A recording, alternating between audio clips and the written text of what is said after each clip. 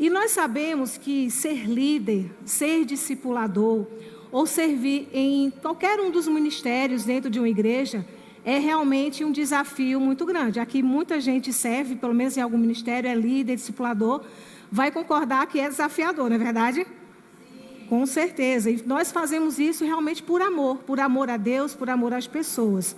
E servir e fazer todas essas coisas realmente faz com que a gente tenha um turbilhão de emoções se movimentando na gente. É uma montanha russa de emoções. Tem vezes que a gente sente muita alegria com uma bênção que um irmão compartilha, com uma vida que se converte, mas às vezes a gente pode sentir uma tristeza quando as coisas não saem da forma como a gente planejou. A gente pode sentir talvez raiva em alguns momentos quando a gente recebe uma palavra dura ou injusta de alguém. A gente pode sentir medo, de repente, de algum desafio, de alguma oportunidade que a gente não tem costume. Enfim, a gente pode ficar, talvez, em algum momento fraco na fé, ficar entediado. Enfim, todas as emoções, em algum momento da nossa jornada cristã, elas podem vir, elas vêm. E eu preciso dizer que todas as emoções, elas são naturais. As emoções, elas têm um papel importantíssimo, que é de fazer com que a gente reaja diante de alguma situação. Mas eu preciso dizer que não necessariamente é uma situação que vai fazer com que a gente se sinta de uma determinada maneira, mas mais especialmente como nós interpretamos essas situações. O fato é que as emoções, elas são fundamentais para a nossa existência. Elas trazem um significado, elas trazem cores para a nossa existência. Contudo, a nossa vida, ela não pode ser controlada o tempo todo pelas emoções. As emoções, elas vão ter sim um papel importante, elas vão influenciar os nossos comportamentos.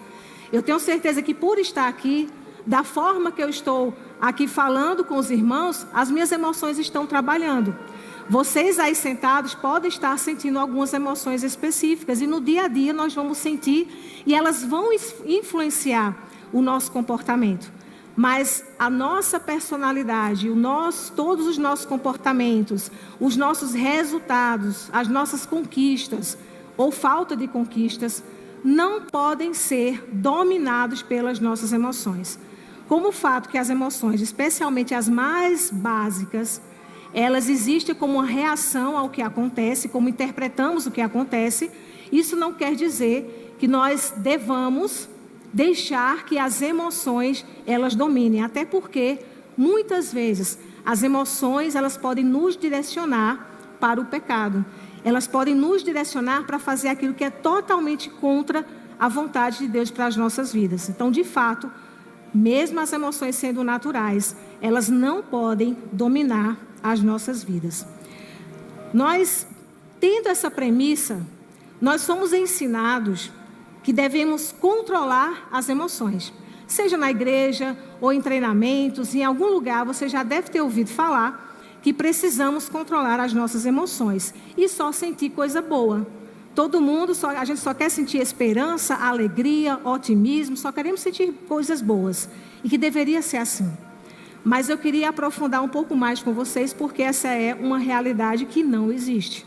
Mesmo as pessoas que aconselham, seja sempre feliz, seja sempre otimista, em algum momento, essas pessoas elas vão desanimar. Mas o que podemos aprender é não deixar que as emoções desagradáveis nos dominem. E eu quero aprofundar isso com vocês hoje. Recentemente, o rapaz já deu spoiler ali, mas homem, eu não acredito não. É possível, eu ia fazer aqui todo um jogo, um suspense, né? Mas recentemente, faz de conta que vocês não viram nada, tá? Recentemente foi lançado um filme no cinema, foi lançado um filme, esse filme está o maior sucesso e tal, e ele fala totalmente sobre emoções. Você sabe que filme é esse? Então, é Divertidamente, exato. Esse filme já foi o primeiro, né, em 2015, e esse filme mostra basicamente uma personagem, Riley, com 11 anos de idade, e mostra como é que funciona a mente dela. Lá tem uma sala onde tem as 5 emoções básicas representadas no filme, e aí existe um painel de controle, e sempre que uma emoção específica assume o painel, determina o comportamento que ela vai ter. Quando o pai quer empurrar brócolis na boca dela, ela detesta brócolis, aí a raiva entra em ação e manda ver ali para jogar o prato fora. E assim acontece várias situações. Nesse segundo filme, a Riley está com 13 anos, entra oficialmente na adolescência e novas emoções mais complexas, elas são inseridas.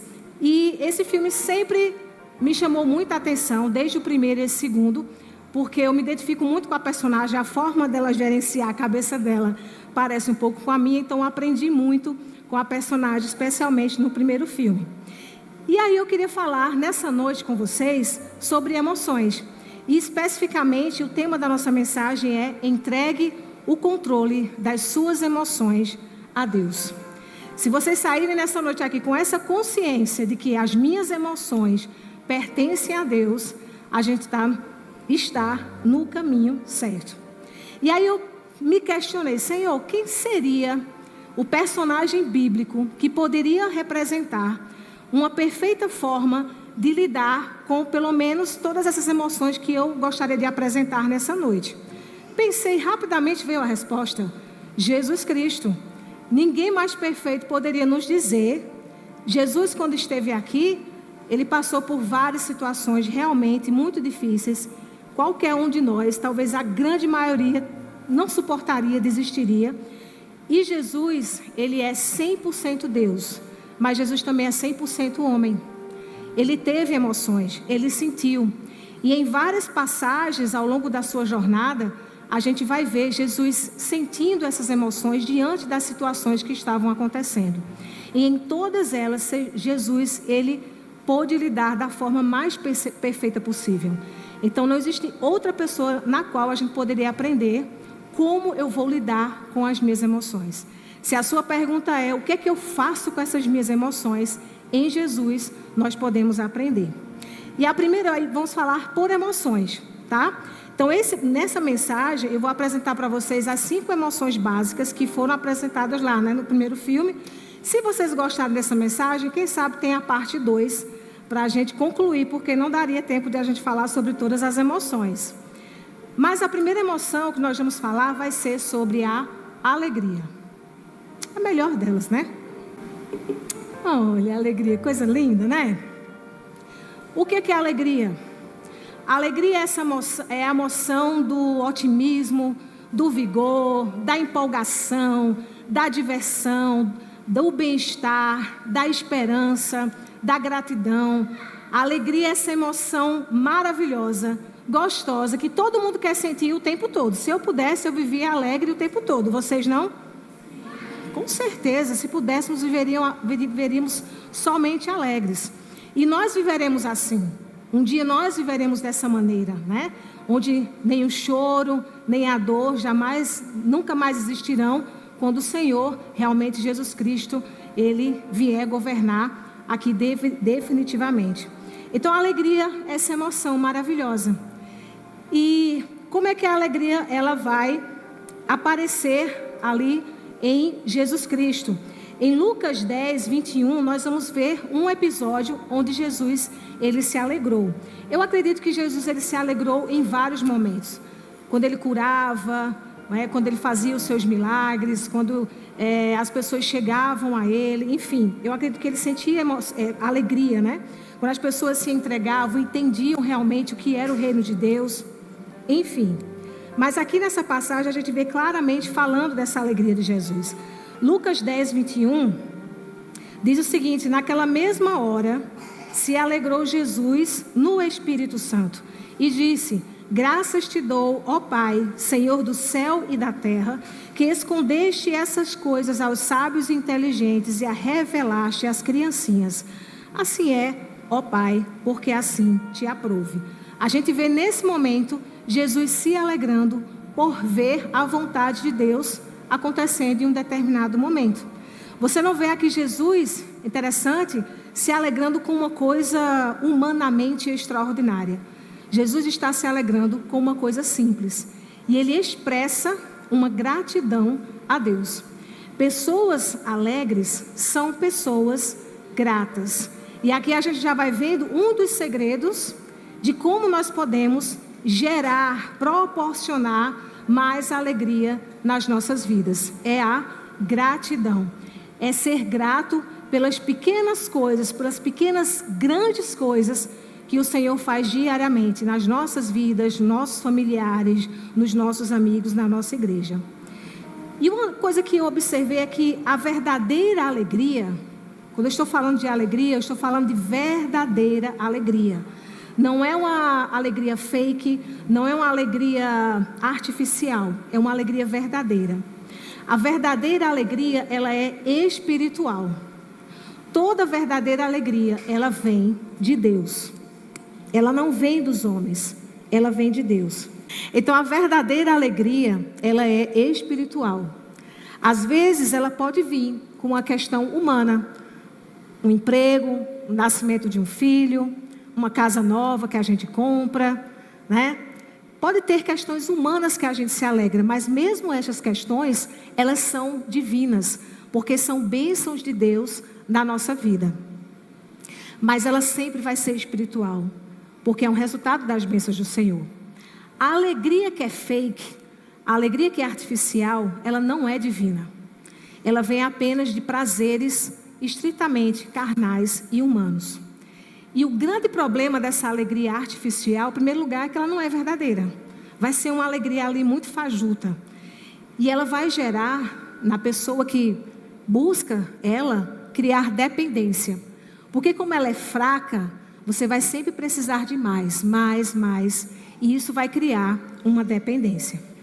E, consequentemente, gerar pecado. A alegria fake gera pecado. A alegria fake gera dependência. A verdadeira alegria é aquela onde nós estamos ancorados em Deus, buscando verdadeiramente em Deus. E como é que nós podemos produzir mais alegria? Eu quero dessa alegria, Renata.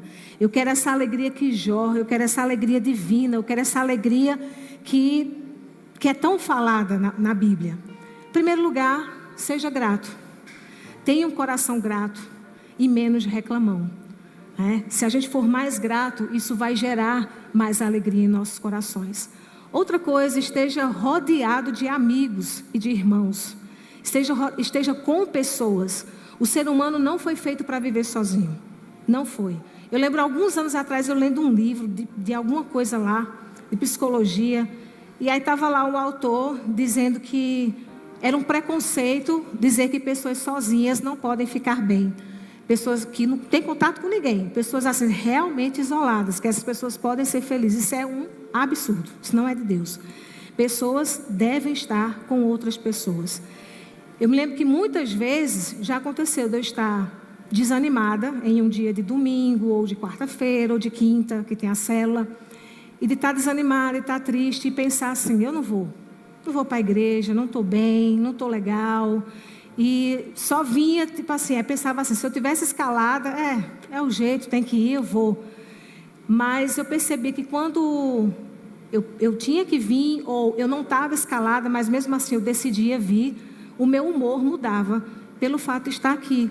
Uma das coisas, claro, é o fato de louvar, de adorar a Deus, com certeza, mas também de estar na presença dos irmãos. É ver o sorriso de vocês, é abraçar, é conversar, trocar uma ideia, fazer uma brincadeira. E isso traz alegria. Então precisamos estar uns com os outros. O isolamento nos definha. Outra coisa que você pode fazer para proporcionar mais alegria é você proporcionar momentos de qualidade e quantidade com a família. Família é projeto de Deus. Então, no que você investe e você sente a alegria com a sua família, isso é espiritual também. Infelizmente, hoje as famílias estão cada vez mais desvalorizando os momentos de estarem juntos. É muito trabalho, tem que estudar, tem tanta coisa para fazer e não dá tempo. E aí as relações se fragilizam. Então, assim, proporcione esse momento. Os pais, chamem os seus filhos para assistir um filme saudável, para fazer uma noite de jogos, pegar ali uns tabuleiros, faz uma brincadeira, brinca de mímica, faz qualquer coisa, mas esteja junto com a sua família. E proporcione não só tempo de qualidade, mas quantidade também. Quanto mais, melhor. As nossas crianças e os nossos adolescentes estão precisando da nossa presença. Se a gente não proporcionar essa alegria divina com os nossos filhos, eles vão encontrar a alegria artificial no mundo. E não é isso que nós queremos.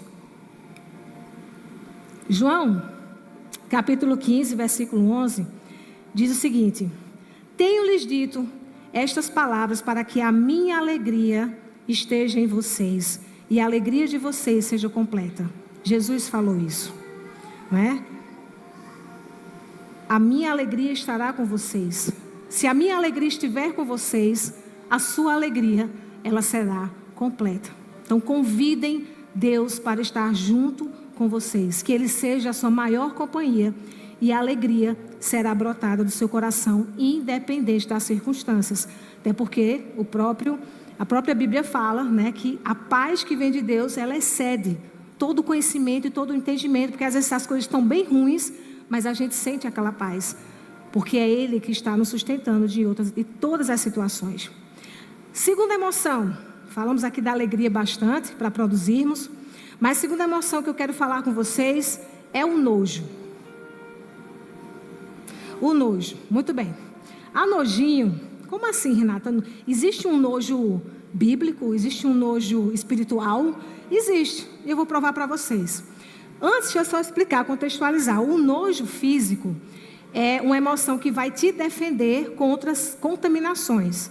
Então, eu estava assistindo esses dias, eu coloquei lá em casa só para aperrear minha mãe é toda... Aí eu coloquei um vídeo daquele povo lá na Índia, mostrando as comidas na rua. Vocês já viram, né? A resenha. Então, as porcarias que tem lá, o povo cortando carne com as unhas do pé, né? Faz aquelas gororobas, pega a massa de pão, bota no sovaco, aperta, faz ali a massa, bota uma carne qualquer, enfim. Quando a gente vê essas coisas, o que é que a gente sente? Nojo. Porque o nosso cérebro automaticamente entende que é nojento, é porcaria. Se eu comer um negócio desse, não é nem 30 segundos para colocar para fora de alguma maneira. Então, o nojo físico é para nos impedir que nós nos contaminemos. E o nojo espiritual, o que seria isso? Para a nossa sobrevivência espiritual, nós precisamos estar pautados em princípios de Deus. Então, quando a gente recebe a Cristo como nosso Salvador, o Espírito Santo, ele vem habitar dentro de nós. E aí, sempre que você entra em contato com o pecado, o Espírito Santo, ele vai rejeitar. Você não vai ficar sossegado enquanto você não abandonar esse pecado. E onde é que nós vamos ver Jesus rejeitando o pecado? Na tentação. Lá em Mateus 4, você vai ver que Jesus ele é levado ao deserto para jejuar. E ali, já no finalzinho, vem o diabo e com toda a audácia dele, vem tentar Jesus. Então Jesus é tentado pelo diabo. O diabo ele vai tentar fazer Jesus pecar. Olha só que absurdo. Mas Jesus é Deus. E ele é totalmente revestido dos princípios. Ele conhece a palavra mais do que ninguém. E tudo que for contra aos princípios, ao Espírito de Deus, Jesus iria rejeitar. Jesus iria abominar. Porque Deus abomina o pecado. Então, como é que nós podemos lidar com esse nojo espiritual? Como é que nós podemos fortalecer para que a gente rejeite tudo aquilo que possa ser a abominação em Deus para as nossas vidas? Como é que eu lido com isso? Rejeitando o pecado, expulsando, afastando, declarando a palavra de Deus. Sempre que formos tentados, nós precisamos ter nojo do pecado. Desenvolver um nojo que a gente não queira nem ouvir falar naquilo. E como é que a gente faz isso? Começando a rejeitar. Mesmo que a gente queira, mesmo que a gente esteja desejando muito, é rejeitando, é expulsando em nome de Jesus, é se afastando de todos os gatilhos que te levam a pecar e declarar a palavra, como Jesus fez. Em Mateus 4, versículo 10 e 11, Jesus diz o seguinte: retire-se, Satanás, pois está escrito: adore o Senhor, o seu Deus, e só a ele preste culto. Então o diabo o deixou e anjos vieram e o serviram. Jesus não se serviu do pecado, porque ele seria contaminado. Jesus se serviu posteriormente, quando o diabo foi expulso, afastado, e os anjos vieram servir a Jesus. Estão compreendendo até aqui? Terceira emoção que eu quero falar para vocês nessa noite é a raiva. Raiva. Marília faz assim: mamãe, tô braba. Tô braba. Aí fecha a sobrancelha dela, que é igual a de Tiago, né? Essa sobrancelha bem bonitinha, junta. Aí, tô braba. Né? Então, a raiva... Tem alguém que gosta de ficar com raiva aqui? Será? Gente, é muito ruim ficar com raiva. É triste, o sangue sobe para a cabeça, né? Que nem um personagem mesmo. Ele pega fogo e explode ali. E deixa eu dizer, a raiva, presta muita atenção com a raiva, porque ela é a emoção mais difícil de controlar. Quando ela explode, quando ela vem com tudo, para você segurar, sai de baixo. Então precisamos ter muita atenção para que a nossa manifestação da raiva, quando ela vier, seja saudável. Para que serve a raiva? Se Deus fez essa emoção em todos nós, tem que servir para alguma coisa. Então, a raiva te encoraja a se posicionar diante de injustiças, maldade e hipocrisia. A maldade, a raiva, ela serve para isso. Você vai ter um impulso, você vai ter um encorajamento. Tanto é que quando a gente sente raiva, o sangue mesmo, ele bombeia mais rápido, para que você tenha força e você tenha capacidade física e intelectual para resolver uma injustiça muito grande. Imagine você estar, sei lá, com uma pessoa muito importante, sua mãe ou seu filho, doente, sufocando, sem respirar, e você corre para o hospital, chega lá no hospital, vai já, não tem, o médico chega já, ou então está lotado, sei o que, você vai ficar calminho, sentado com o seu filho lá, morrendo, sem ar. Tu vai derrubar a porta, ele vai fazer algum jeito, mas você vai buscar resolver aquela situação. Você não vai deixar o seu filho morrer, principalmente se você percebe que é por negligência. Você não vai aceitar. Então a raiva, ela te encoraja, ela te direciona, dá força física para que você resolva as injustiças, se posicione diante delas. Mas não significa que raiva é para você sair quebrando as coisas, que é para você sair esculhambando com as pessoas, né? Amaldiçoando, de forma alguma. A raiva é para você se posicionar, você ter uma atitude. Você pode ter uma atitude com muita elegância, pode ter, muito fina, né? Como que é essa pessoa fina, elegante aqui, sempre plena, né? E vemos Jesus sentiu raiva? Sentiu. Eu vou apresentar duas situações aqui. Uma primeira foi uma raiva moderada. Em Marcos 3:5, o que é que aconteceu nesse episódio aqui? Jesus estava no templo, era dia de sábado, e a gente sabe que a lei, muito rigorosa, não pode fazer nada no sábado. E aí estava lá os fariseus, todo mundo de olho, querendo pegar Jesus para ter uma acusação contra ele. E lá no templo tinha um homem que ele tinha a mão atrofiada.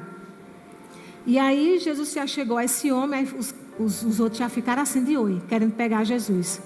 E aí, é o que lemos aqui, Marcos 3:5, irado, olhou para os que estavam à sua volta e profundamente entristecido, já vimos outra emoção em Jesus aqui agora, entristecido por causa do coração endurecido deles, disse ao homem: estenda sua mão.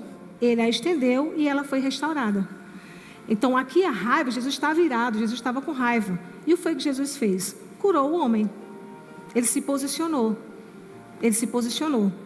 Tá? Muitas vezes a gente precisa se posicionar, mas por um temor, por resistência de outros ou crítica, a gente corre, a gente se afasta. E o Senhor nos convida a nos posicionarmos diante das situações de injustiça que nos cercam. Outra situação que vemos, aqui já é uma raiva já top de linha aí do Senhor Jesus, que é bem conhecida, a gente vai ver em Marcos 11, no versículo 15 e 16. A gente sabe que a lei, naquela época, Deus ele deu para Moisés todo o direcionamento sobre a questão, quando a tenda foi feita, né, quando a Arca da Aliança estava ali, da questão das ofertas, né, das oferendas, para que as pessoas impuras, para se purificar, as pessoas que iriam apresentar os seus pecados, iriam ser perdoadas. Então tinha todo um protocolo do animal que você tinha que levar e tudo mais. E aí Jesus chega no templo, e aí diz o seguinte, Mateus 11, 15 e 16.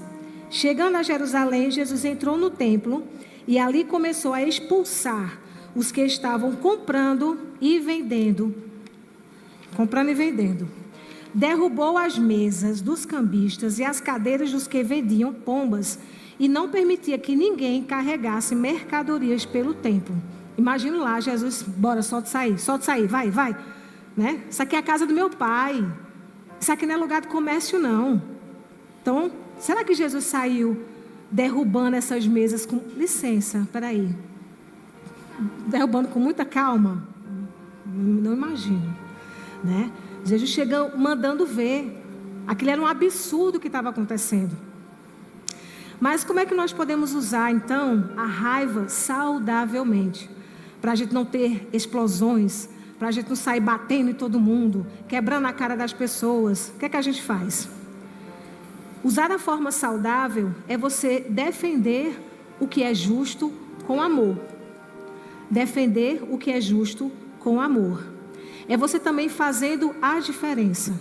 O que eu posso fazer para contribuir diante dessa injustiça, dessa maldade, dessa hipocrisia que está acontecendo? Obrigada. É você ter atitude. Faça. Se algo te revolta, se algo te gera indignação, faça alguma coisa. Faça alguma coisa. Como lidar com a raiva para não pecar? Para não ter aquelas explosões, não ter explosões sérias. Encerre uma discussão calorosa. Se você vê que a discussão está esquentando, não está resolvendo nada, é só briga, só ofensa, encerra. Quando um não quer, dois não brigam. Encerra aquilo ali, ó. Vamos respirar, vamos se acalmar. Essa conversa não está servindo de nada. Depois a gente resolve essa questão. Porque agora nem eu vou conseguir ouvir você direito, nem você vai conseguir me ouvir bem. Bem facilzinho, né? Mas a gente consegue. Vamos treinar que a gente consegue. Outra forma de você lidar com a raiva para não pecar: perdoe. Perdoar é bíblico e é necessário. Não demore para resolver questões com outras pessoas. Não precisa chegar nessa discussão em que há só ofensas. Mas se existe uma questão complicada entre você e outra pessoa, busque um momento que você está calmo, a outra pessoa está calma, e vamos sentar e vamos conversar. De uma forma que o objetivo de uma discussão, para que a raiva não vença, não é você ganhar a discussão, é vocês dois ganharem a situação. Esse deve ser o objetivo. Muitas brigas, elas acabam em grandes discussões porque a necessidade é: eu quero ganhar essa briga, eu quero mostrar que eu estou certo. E orgulho é pecado. Orgulho é pecado. Precisamos trabalhar esse orgulho para que a nossa intenção seja restaurar a relação, resolver o problema e não simplesmente eu mostrar que ganhei. Essa é a maneira de lidar com a raiva. Efésios 4:26 diz: quando vocês ficarem irados, não pequem. Apaziguem a sua ira antes que o sol se ponha. Então a palavra nos mostra que o sentimento vem, mas ele não pode nos dominar. Não peque por causa desse sentimento. Apazigue o seu coração. Respire fundo. Você está estressado? Respira. Conta até 10. Vai no banheiro, joga uma água na cara e acalma o seu coração. Apazigue a sua ira. Porque senão essa raiva ela pode se acumular cada vez mais. Próxima emoção, nós vamos agora para a tristeza. A tristeza serve para alguma coisa? Serve. A tristeza é uma emoção muito importante que faz com que a gente pare e reflita sobre as coisas que estão acontecendo na nossa vida. É para refletir, não é para murmurar. Murmurar, você fica ali, sabe aquele ratinho correndo naquele negócio que não sai do lugar? Murmurador é daquele jeito. Refletir é você parar, tentar entender a situação e pensar: o que é que eu posso aprender dessa situação? De que maneira eu posso crescer nessa situação? O que é que eu posso fazer? Ou Senhor, me ajuda, me traz força aqui, me traz um socorro, porque eu não estou entendendo como resolver isso. Entregar para o Senhor as causas impossíveis, aquilo que eu não dou conta, e dizer assim: Senhor, me ilumina, me dá sabedoria aqui para lidar com essa situação. A tristeza faz você refletir. A tristeza faz você aprender. A tristeza impulsiona você para a mudança daquilo que não está bem. Lá em Mateus, nós vamos ver, realmente, a gente vê Jesus triste? Vemos sim. A gente já citou, né, um versículo há pouco aqui atrás que falava de tristeza que Jesus sentiu. Mas eu queria citar mais uma. Em Mateus 26, no versículo 37 e 38, diz assim: E levando consigo Pedro e os 2 filhos de Zebedeu, começou a entristecer-se e a angustiar-se muito. Então lhes disse: A minha alma está cheia de tristeza até a morte. Ficai aqui e velai comigo. Jesus chegou no Getsêmani. Ele sabia que a sua hora estava próxima. E ele começou a ser tomado de uma profunda tristeza e de uma profunda angústia. Depois eu estava estudando sobre isso, sobre esse momento de Jesus, esses sentimentos que Jesus teve ali no Getsêmani. E uma das possibilidades, a Bíblia está sempre sendo estudada, as palavras, os conceitos e tal, e a gente cada vez mais entendendo um pouco melhor sobre Jesus. E o que Jesus estava triste naquele momento, especialmente, não é porque ele iria morrer, mas a hora é porque ele seria separado de Deus. Jesus não temia a morte, ele não queria ficar afastado de Deus, tanto é que quando ele está lá na cruz, está para ser consumado, Jesus fala: Pai, por que me abandonaste? Porque Deus se afasta do pecado. Jesus, ele assumiu todo o pecado do mundo. Então, existem alguns estudos que falam que o que Jesus estava tão entristecido, tão angustiado, não era por causa da morte. Ele fala que a sua tristeza era tristeza de morte, era tão intensa que era insuportável, mas era uma tristeza porque ele seria separado de Deus. Como é que nós podemos lidar com a tristeza quando ela chegar em nossos corações? Chame os amigos, converse com alguém, ore mais intensamente, se isole um pouco, fique um pouco sozinho para refletir, aprender, encorajar-se para a mudança e orar mais. A palavra vai nos direcionar em vários momentos para que a gente ore, para que a gente transforme esses nossos sentimentos, para que a gente transforme o nosso coração. É muita oração. E busque os irmãos, converse com alguém, compartilhe, e você vai ver que isso vai fazer uma diferença. Você pelo menos não se sentirá sozinho. Tristeza todo mundo sente, agora triste sozinho é mais triste ainda. Então compartilhe com alguém de confiança. E por fim, a quinta emoção que eu vou apresentar para vocês é o medo. E aí, será que Jesus sentiu medo? Eu pesquisei e fica um pouco meio que na dúvida de Jesus ter sentido medo. O que nós encontramos nessa passagem aqui de Jesus no Getsêmani, ele não usa essa afirmação de que Jesus teve medo. Fala que Jesus se entristeceu, fala que Jesus estava tomado por uma grande angústia. E angústia não é medo.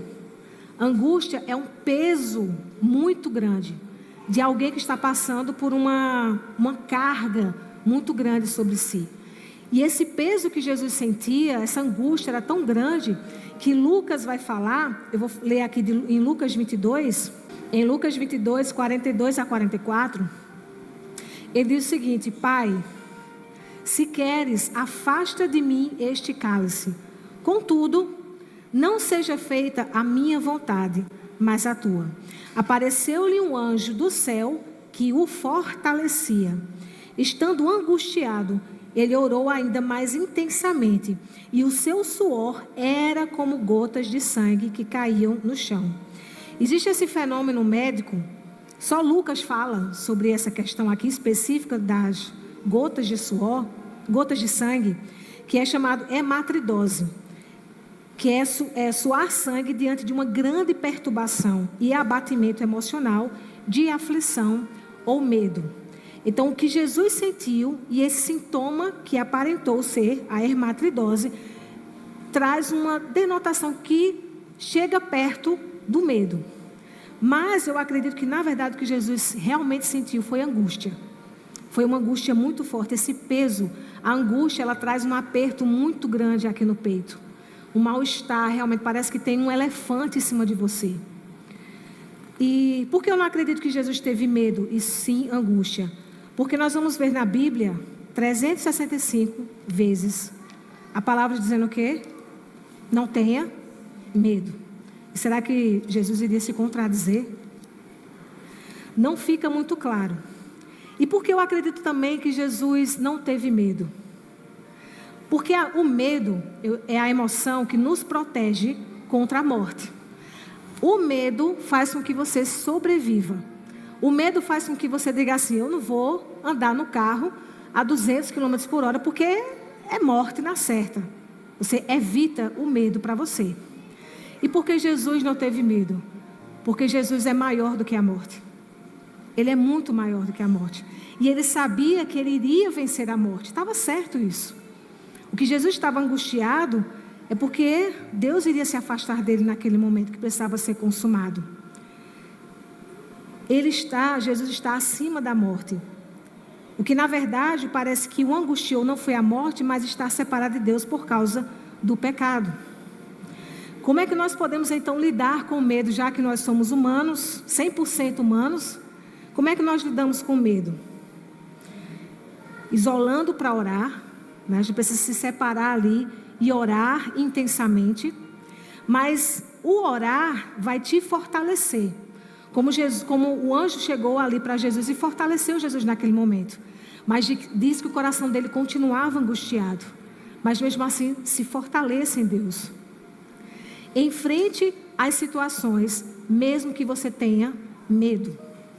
Não deixe que por causa do medo, você faça o que você precisa fazer. Quando eu perder o medo de dirigir, eu vou dirigir. Não, você tem que dirigir para perder o medo de dirigir. Quando eu perder o medo, eu vou pregar lá na frente. Não, você tem que pregar para você perder o medo.